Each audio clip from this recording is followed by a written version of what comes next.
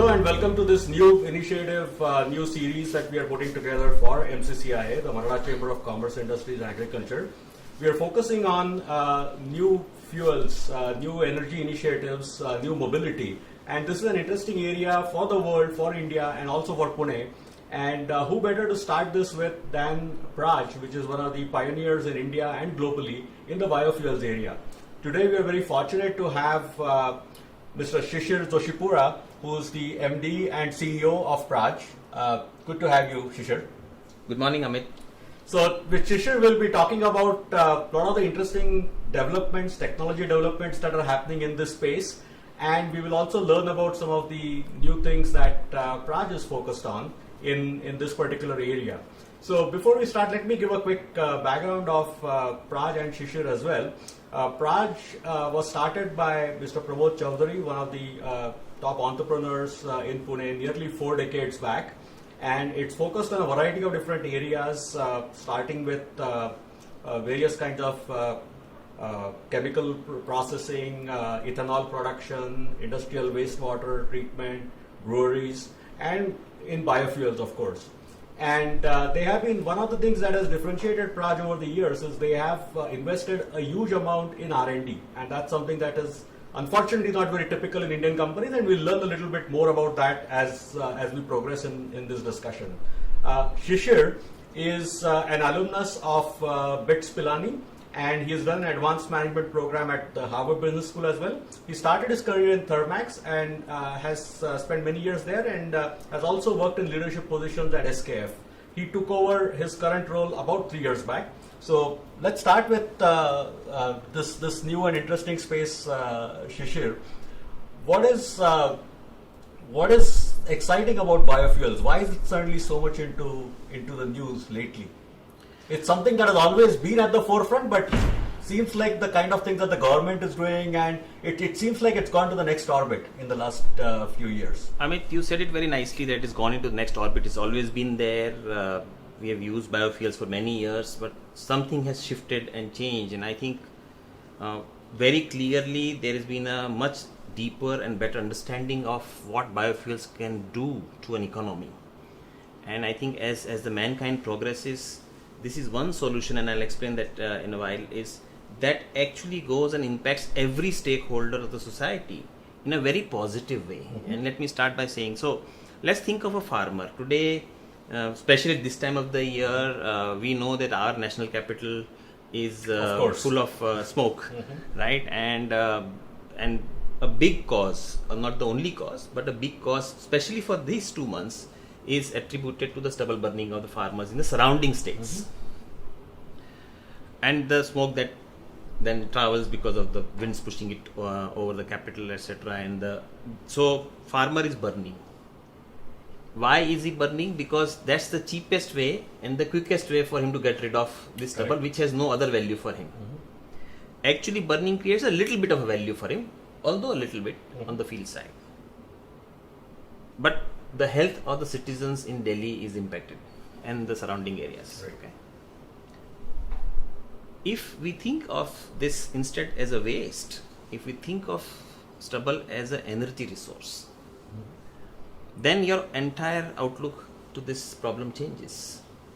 You are now saying, I don't have a waste, I have a resource. Mm-hmm. And the moment I start to look at it as a resource, then I say, all right, what can I do with this resource? Can I convert this? All of us, at the end of the day, mankind's engineering is focused on converting every possible known facet of nature to usable form, mm-hmm. for mankind, or for betterment of mankind. And from that perspective, if we take this stubble and convert this to a usable form of energy, mm-hmm. I have very clearly created a value for which farmer can benefit and participate in the value chain. Right. So farmer is now a happy lot. Mm-hmm. The companies that will develop the technology and put it on the ground are obviously happy lot, because they will put up the projects and things like that. Then there will be people who will be putting up the projects and running those projects. So they are the operators of the project. So let's look at it. I start with rice straw. I convert that to a usable form of energy, which could be ethanol, mm-hmm. which is directly blended into petrol today. Mm-hmm. And you don't know it, but when we go and fill petrol in the car, it's not petrol, it is petrol plus ethanol. I think we're up to 5%. We are up to 5% now. Government of India has a very, very ambitious plan of going up to 20% blending by 2030. And many times we always say, yeah, but this is a plan. Where has it been done before? Exactly, and I was going to come to that because see, basically this is something, I mean, we've been talking about things like gobar gas for 30 plus years, right? We've been talking about composting. So it seems like one of the most logical things to do. Absolutely. When you have agriculture waste, farm waste, domestic waste converted into energy. So what exactly have been the barriers to really make this economical? Is it just oil was too cheap or this process was too complicated? So before I get, let me just finish my first answer. That will probably link Okay. it back. So farmer is a happy lot now. If I don't burn, the citizen of Delhi are happy. Yes, and citizen of course, is, of course. And by the way, this is a problem not only in Delhi. This is a problem everywhere. Everywhere in the world, farmers burn the stubble. So unless you're in an advanced economy, that's what is happening. Right. So that's the truth.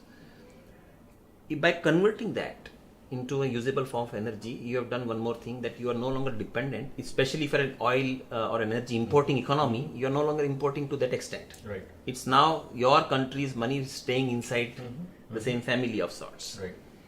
So the country is happy as an economy. You're saving foreign exchange, your energy security is to that extent is higher, your independence on energy is higher. These are all different geopolitical equations that play at different times, as we have learned.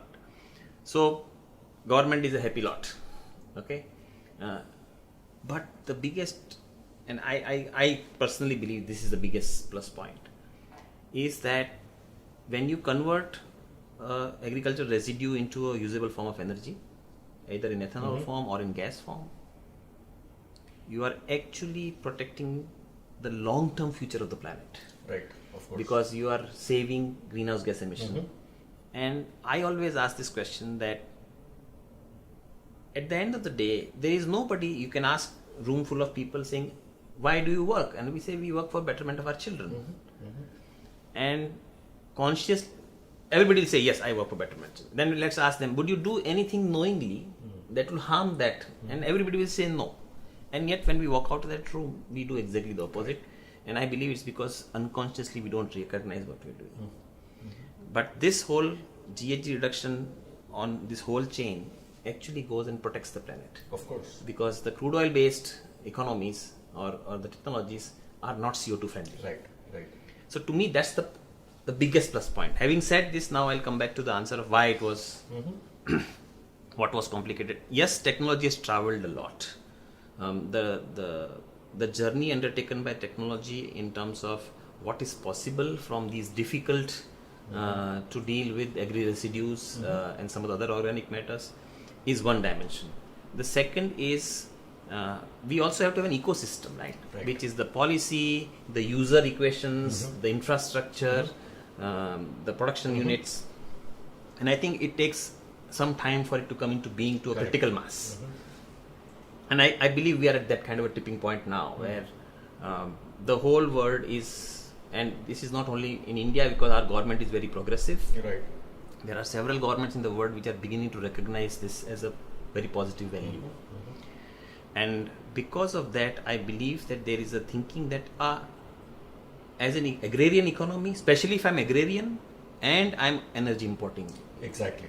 if these two are ticks, all governments are sitting up and taking notice and saying, what can I do to harness this resource which hitherto was considered a waste, and actually increase my national wealth? Correct. And countries like Brazil have probably been at the forefront in utilizing some of this. Absolutely. Much earlier than us. Absolutely. Brazil has led the way. They have been at it for a very long time. Their ecosystem is something that the world can learn from. The whole... I think their percentage is much higher, or they're using almost regular ethanol as... You're absolutely correct. So, Brazil created this whole economy around... So, today you can go to a Brazil pump and you can choose what you want to buy. What's called E85, E10, different blending ratios. You can buy... And they are planning to switch over to a completely biofuel-based economy over the next 10 years. They have launched a very innovative program called BioRenovo, which is going to push that. What they have done is they have created a good symbiosis between this whole ecosystem of automotive companies, the dispensing stations infrastructure, the producers of bioenergy, the technology companies, the farmers, the whole and it's been working like a fine symbiosis. So I think the demand from the automotive manufacturers would be tell us. Because and therefore it's very important to have a uniform rollout and uniform policy, because if I am a car maker, I cannot determine that this car will go to south of India and this will go to north of India. That won't happen. And the North India car can easily travel to south of India. So I would like to know over a long term period of time, how is this availability of fuel going to pan out? And that's what I said, that Brazil done a very, very good job of in a synchronous way, and they're not gone to 27% overnight. They've also gone in a stepwise manner. And I think that's what our path is. Today, if you look at it, I think we are amongst the nations with the most progressive policies on encouraging use of bioenergy in our mix.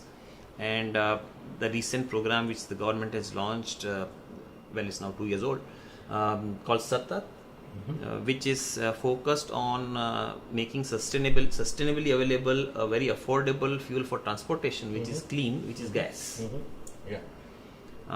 So obviously the whole ecosystem will to adjust to this, but we have seen, at least I'm aware of it, if you travel to cities which are not these big metro cities, but let's say a largest town or district headquarters in say Uttar Pradesh, you will actually see lots and lots of old cars and old vehicles converted to gas. And there is a whole industry that has cropped up around gas conversion. If you really ask me, today many people would convert to gas. Why? Because it is clean, it is green, and it is cheaper. The only problem is not there.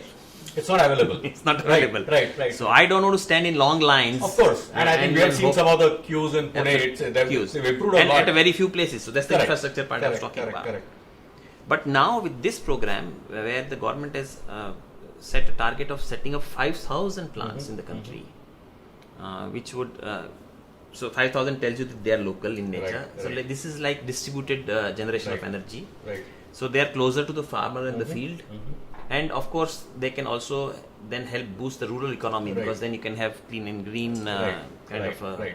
So let's come back to the macro picture in India now and globally as well. But we've seen a lot of these promising developments over the years, and especially recently. And now, as you said, the ecosystem is also supporting it, including the government policy, which is a very important angle. And of course, there's a global consensus on this as well with the Paris Accord and other things as well.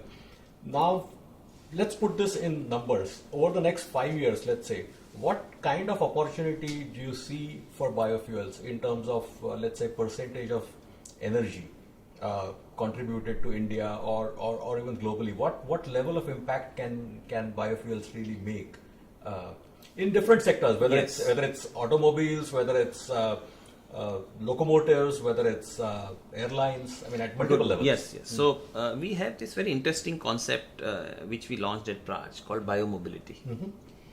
So biomobility actually says that biomobility addresses a whole suite of technologies that bring to fore use of low carbon fuels that are produced using a renewable resource. That's the broad definition. And across all forms of transportation, whether it is on surface, air or marine. So there is lots of work that is happening about, and I'm very happy to share with you. So surface is very clear. There's ethanol and there's gas. Very time tested, proven. Already, it's and now a question of just some amount of biodiesel, I guess that's. Yes, I'll come to biodiesel, which is a little different subject. So that's very clearly one. The second one is about air transportation, because on the surface there is still an alternative called e-mobility. There's none. Or electric. I think we are still at least quite a few decades away from electric aircrafts. Of course. Unless Elon Musk or somebody has a different idea, then I don't know. But so if that is the case, then what do you do? Because for airline industry, reducing CO2 footprint, the only alternative is to switch to sustainable fuels. Correct. The good and the great news is that exactly the same path that I told you about, starting with the farm, not burning the stubble, you can use exactly the same route and convert it into a aviation fuel. Praj has worked very closely with a global leader on that called Gevo.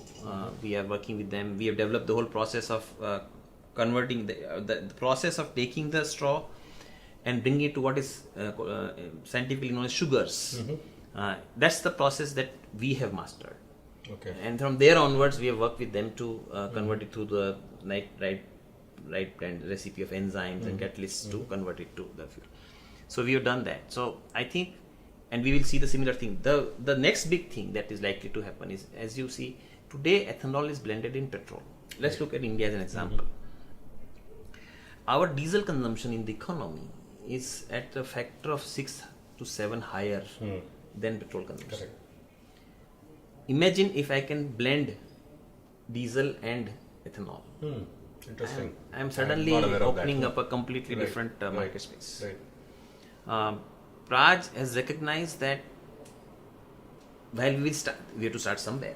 So we are starting with 4-wheelers and cars and petrol vehicles. We are working very closely with the institute called ARAI, which is an autonomous research institute government of India on the all things automotive. To work with them on a plan to say how can we use ethanol, which is, by the way, not known to many people, but ethanol is a high oxygenating agent.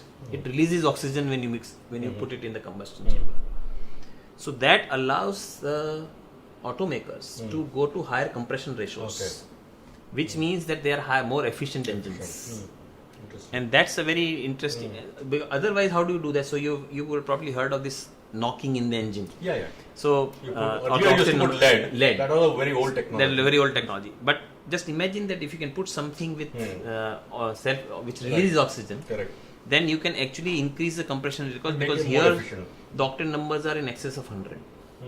Okay. So and if you remember the lead days, we were struggling to go to 1992, that kind of number.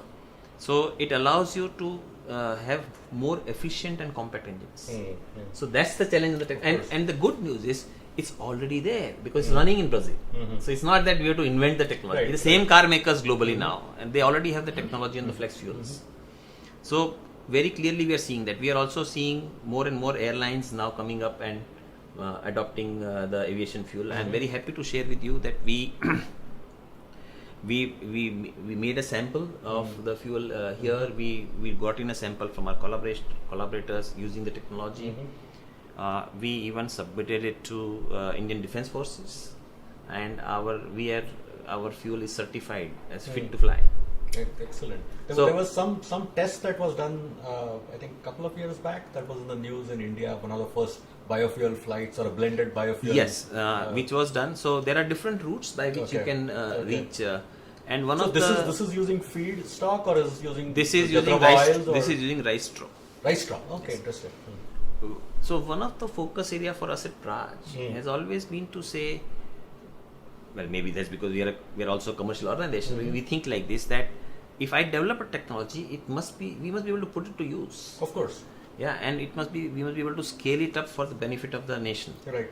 Now, that's why we focused on saying the straw. When I say straw, it could be any straw. Could be wheat. It doesn't have rice, wheat, sugarcane bagasse. It could be any of these. So I'm using rice straw only as a representation. So agricultural residue of any kind. And the technology or the depth lies in converting that to what I was mentioning earlier as sugars. Once you have sugars, you can ferment them to wherever you want. Right. And that's what we have specialized in. That is how the second generation ethanol progress also came at our end. Right. Today we are among the world's leading companies with the technology on second generation ethanol, as it is called, which uses agriculture waste. We are setting up 3 plants in India, which will go on stream end of next year, from end of next year.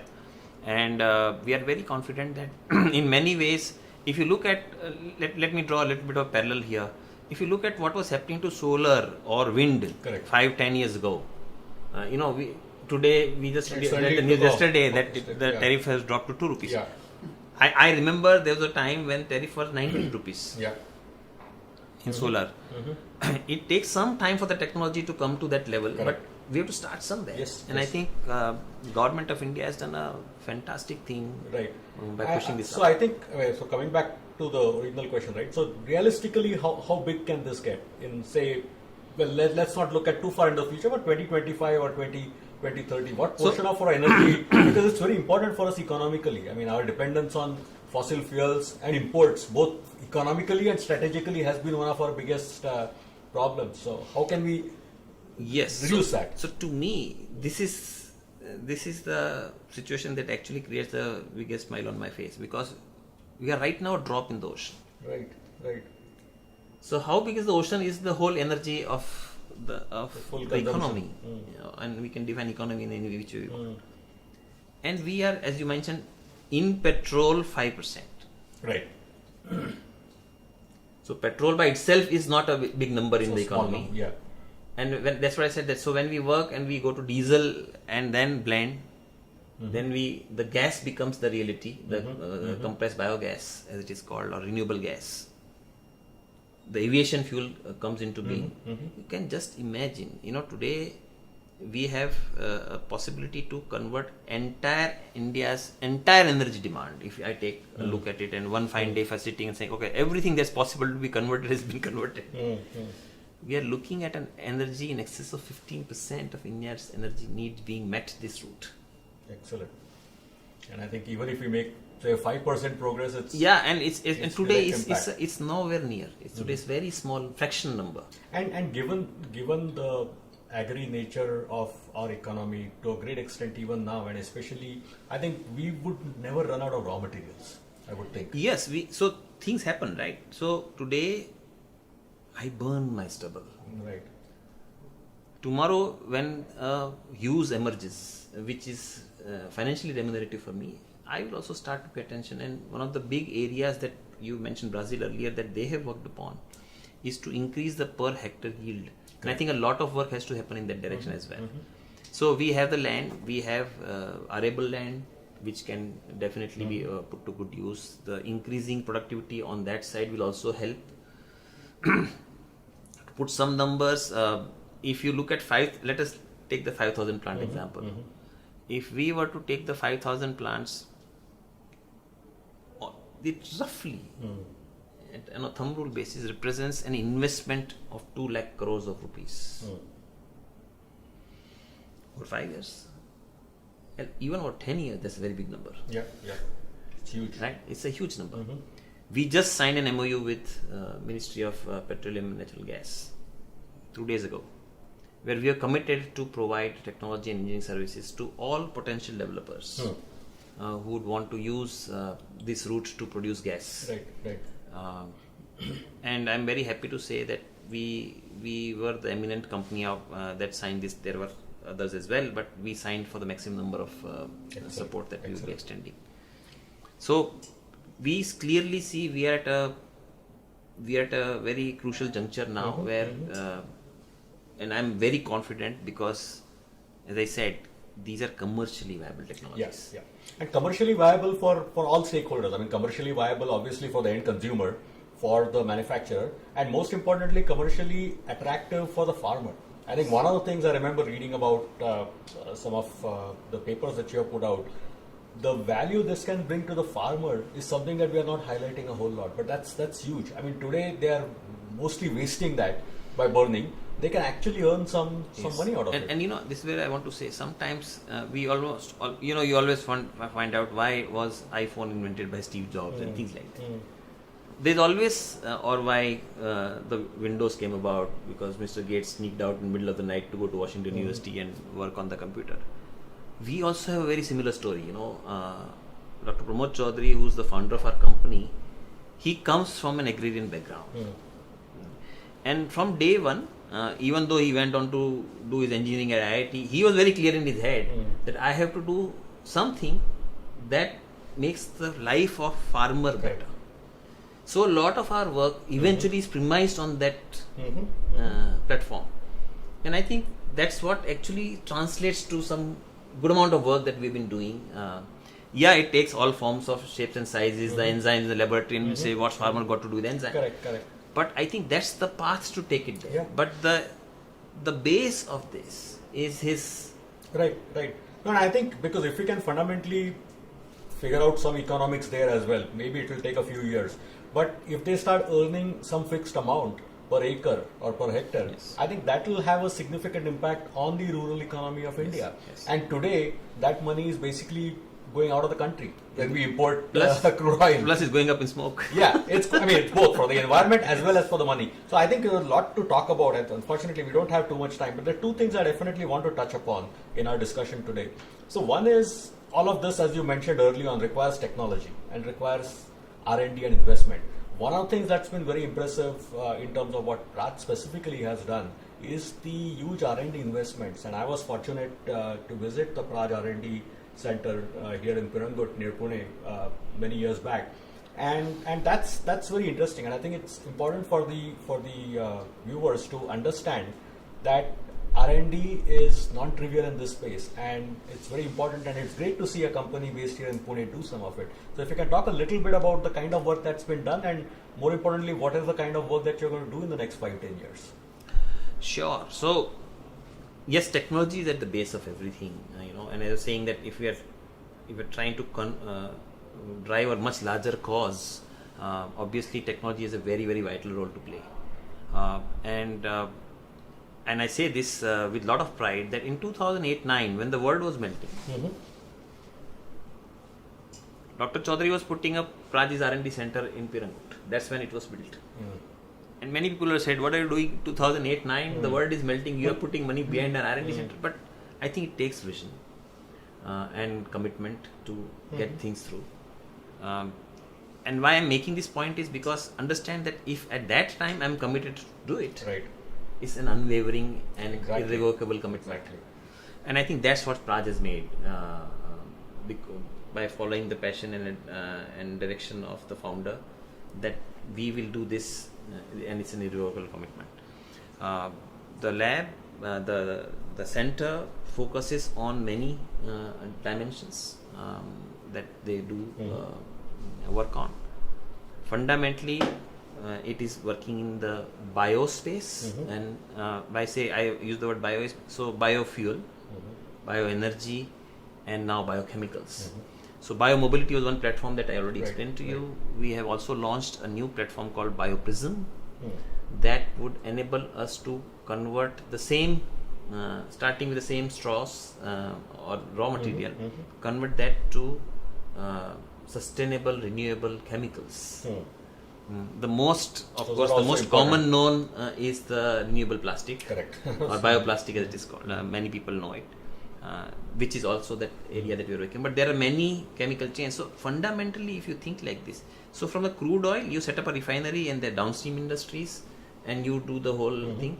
Exactly the same concept we want to bring, that there is a biorefinery concept. Excellent. Where we are saying start with a straw, and you can end up with every single product that you actually end up on the crude oil side as well. Excellent. Excellent. So that's the parallel that I want to draw for you. So biorefinery is a concept that we are working upon and trying to build this, and amazing work happens. The co-product development, for example, I can give an example. So when we were working on the second generation ethanol, which was very much developed in these at Matrix, one of the challenges, of course, was to say, what do you do with the waste streams that get out of these processes? Right? When you process something, there will always be a waste stream. So our people, so one way is to say treat it. But we said no, treat is one dimension which we have to do when nothing is left. But is there a better way to finding a co-product out of this? Right. So our people work. So we are now, and when I say this, you'll certainly start to connect the earlier statement I made. So we are now working on creating bitumen. Interesting. Bitumen comes out of crude oil as well. Right. We have already successfully developed the process for the development of what's called as lignosulfonates. Lignosulfonates are moisture binding materials that are used when you make concrete mixtures out of seed. Today India imports all of it. It does not produce anything. So that will become another, and remember, this comes from nature's products. You can keep getting it back. When we produce biogas, for example, in our process, a very good byproduct is the fertilizer. Right.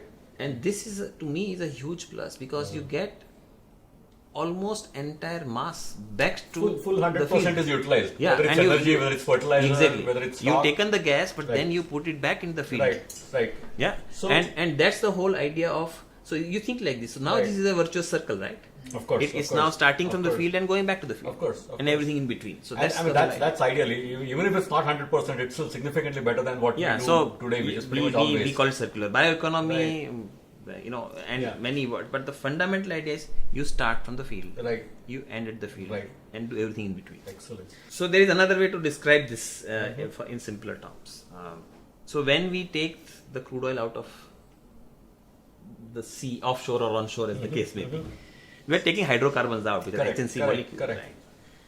And we are thinking little differently, and we're saying ultimately nature has willed the whole biosphere to be in a particular way. So yes, carbohydrates are one way. No, sorry, hydrocarbons are one way. They other were way, buried there 100 million years ago. but there is another way of carbohydrates, which is again CNH molecules. Right. So from hydrocarbons to carbohydrates. Yeah. Interesting. Yeah. Yeah. From normal oil refineries to biorefineries. That's the way we see the future. I think this is going to be very, very exciting, and I'm glad that we are bringing this out to our audience, both researchers, SMEs.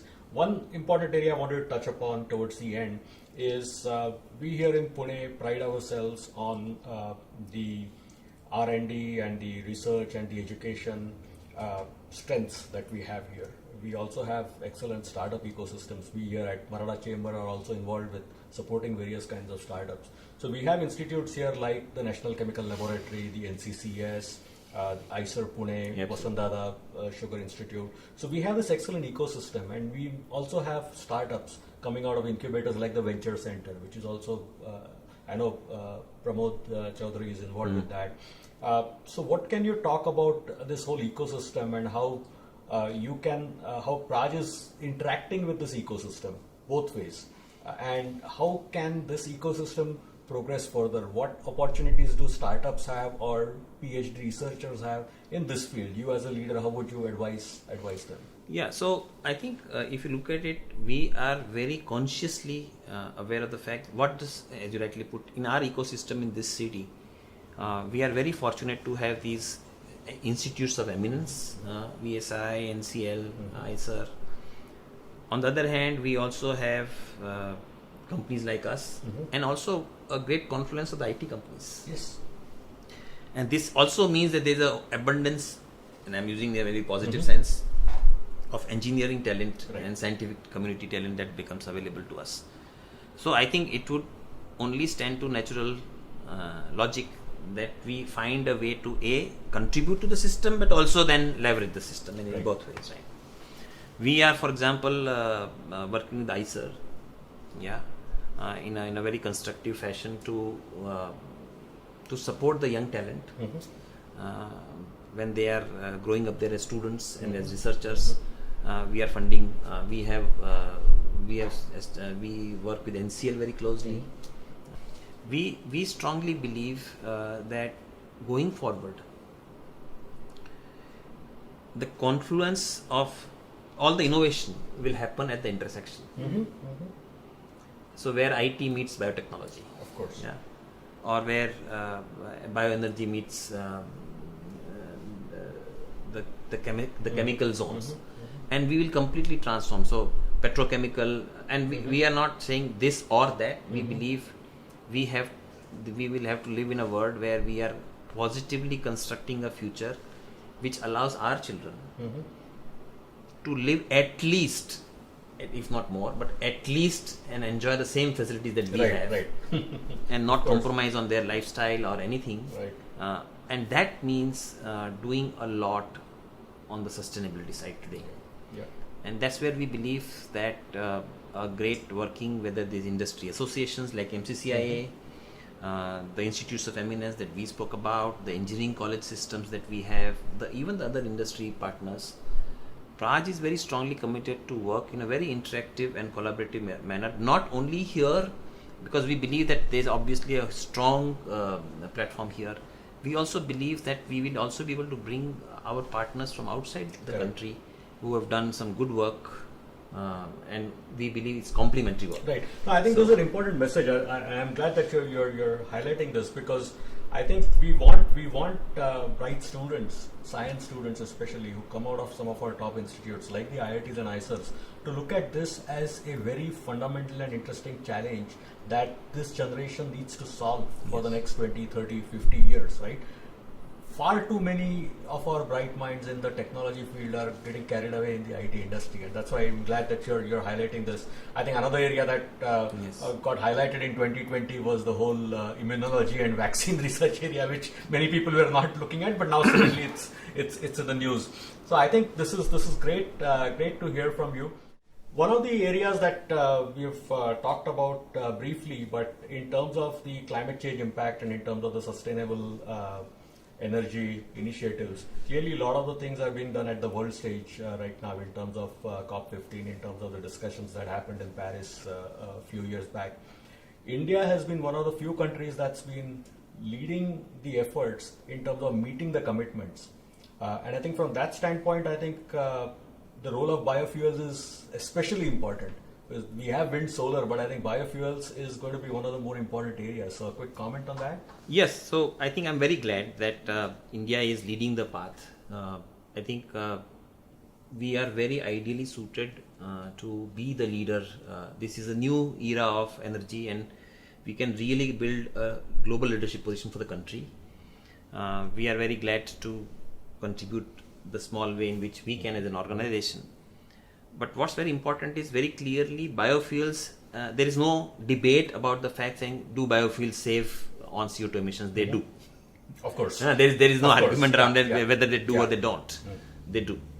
And therefore, the higher is the mix of biofuels in your energy mix as a country or as an economy, lower is going to be your greenhouse gas emission. Correct. That's a given. Right.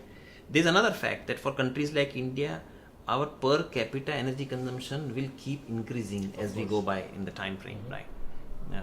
A, because we are starting out very low. B, because we are on a path of development. Right. So, and everywhere in the world economies, wherever economies have grown, a good indicator has been per capita energy consumption. And I think we have a great choice to make right now, saying, of course, I do not want to not develop. I want to develop faster. Of course. But not at the cost of environment, not at the cost of our future generation. And I think that's where biofuels will have a very, very significant role to play, because they address all these issues in a very holistic sort of way. Right. And I always believe that there are environmental goals, but they also need to have an economic hook. Correct. Or connect. Of course. And I think biofuels they provide that connect, because you are involving the farmer. It's an inclusive thing. Right.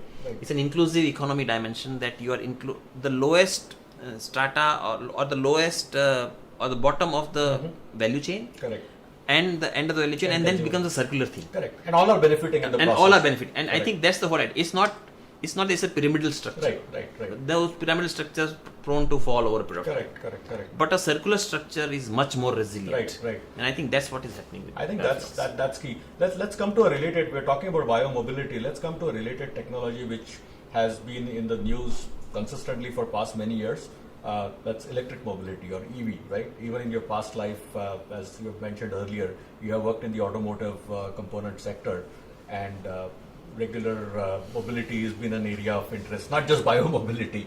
But there's one person, namely Elon Musk, who has made EVs extremely popular over the last 5 years. As many people say, EVs were around even 120 years back. The first electric car was built in the early 20th century, or maybe even earlier than that, right? Now, because of multiple reasons, one is the vision, the marketing, the evangelization or evangelism that has been shown by Elon Musk. There are other benefits as well. The battery technology has improved significantly. Ultimately, it is economics driven. How do you see biomobility and EV, electric mobility, work together, coexist? I personally believe they are not competition. We need so much of mobility, we need so much of energy that we need all of it. But would like to hear your views on this.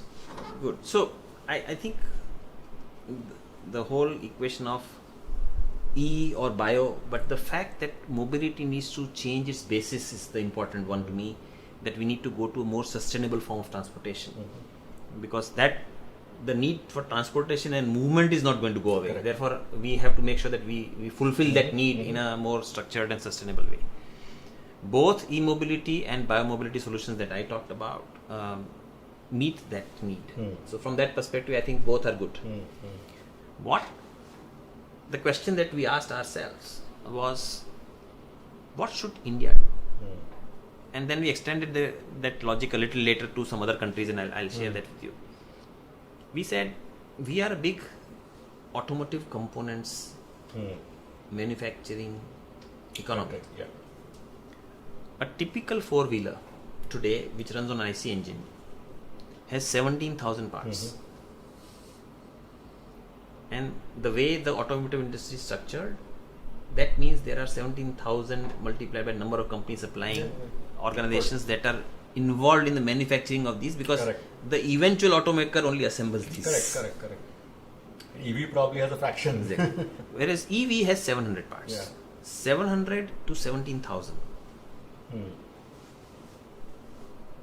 And automotive component sector involves and employs many Millions. people compared to what EV will do. So that's one Right. reason we should think about what should be future of mobility for us. The second one, if you look at biofuels, I don't need any additional infrastructure. Correct. My current infrastructure is ready, available, ready to The dispense. distribution, Yes, it's all use. available. The whole thing is available, right? 3, I'm fundamentally not changing the technology. It's still an IC engine. Right. Yeah? It is still a 17,000 part car. Correct. And therefore it allows the switchover Much easy, more easy. much more And easy. I'll add one more point. I think this whole EV thing is great, provided we are using sustainable energy generated in the first place. Which I is think the- with bio, which is that's the the quota. non-issue. But somebody will say, now we're Solar using and solar is wind 2 and- rupees, we'll do that. Yeah. Yes, and the answer is yes. But we have to understand. So does that mean electric is not correct? I'm not saying that. If you're not an agrarian economy, if you're a very small country, it may make sense for you. You're a very rich country. Yeah. It makes sense for you. Because then in some countries, governments have a problem of finding out where to spend money. Correct. And countries like us will want to think from where to get the money, Right, because we have right. so many things to do. Right. So I think it's a matter of deciding what is the priority for the. And that's an economy. important point. I think each country has to decide. Each And for country has to India, we are an agrarian economy to a large extent, at least at a religious level, and we have so much land as well, right? And I think from that standpoint, Yes. for a developed country that is anyway importing agriculture products, for them it probably may not make Exactly. sense. You're not an agrarian economy. You're rich. You are small population. Your solutions may be very different than you're an agrarian economy. You are a very large population, Right. and you have resources competing for capital. Yeah. Right. So I think that's very important dimension to understand. So we need to define on E versus this, and one more dimension I want to, especially for on the E side. Let us understand that the whole, as of today, the technology that is known on the battery side, the raw materials on the battery side are concentrated in one economy, like sands. That's a big. And that means import substitute goes out, the local job creation goes out, you are in a much more of a geopolitical play, and we have to ask this question, saying, course. is this what we want to do? Right. Yeah, maybe somebody will develop a different battery which does not depend on these resources, fine, but till that day comes, biofuels are locally produced. Correct. We're completely You are completely independent. independent of it. It generates jobs, it protects jobs, it generates new jobs, it gives your farmer money, it keeps the country's money within the country. I can grow the list. Of course. But I am strong proponent for biomobility, not so. At least for India and Makes all sense. economies which are agrarian, energy importing, Makes must look at biomobility as the preferred solution and not electric. Makes sense.